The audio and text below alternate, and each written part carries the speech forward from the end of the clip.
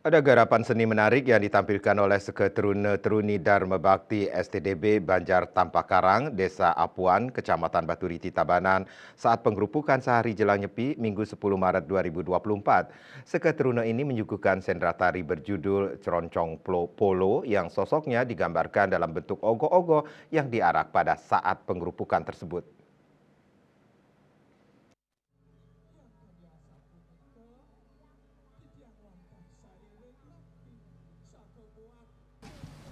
Tampil di jalan depan areal Kayangan Jagat Luhur Natarsari Apuan, garapan seni yang berdurasi beberapa menit ini sungguh memukau penonton sebagai penata tari Imade Dwijatama dan penata tabuh Wayan Subrata. Sedangkan Ketut Murtana yang juga Pendeta Adat Apuan bertindak selaku dalang. Penampilan Seketeruna ini sungguh menghibur penonton yang memadati tempat pertunjukan. Selain menghibur, garapan karya seni ini juga syarat unsur edukasinya. Dalam sendera tari Ceroncong Polo, Ketut Murtana mengatakan garapan seni ini menceritakan tentang dualisme.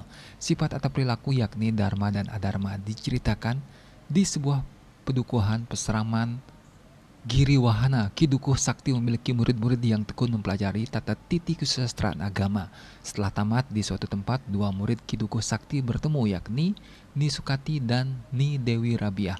Saat itu, Ni Dewi Rabiah mempengaruhi Ni Sukati ke arah adharma. Namun, Ni Sukati tetap pendiriannya pada jalur dharma. Mereka berselisih pandang dan bertengkar kemudian berujung pada adu kesaktian. Ni Sukati diganggu buta-buta sesuruhan Ni Dewi Rabiah, sedangkan Ni Sukati berubah wujud menjadi raksasa bawahan topeng bang.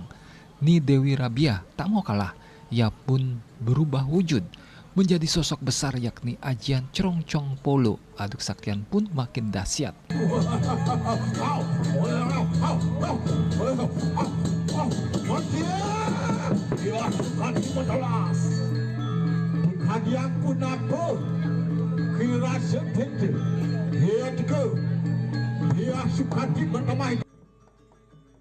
Akhirnya Ni Dewi Rabiah kalah. Cerita ini menggambarkan bahwa dharma tetap mengalahkan adharma atau kegelapan. Subrata melaporkan.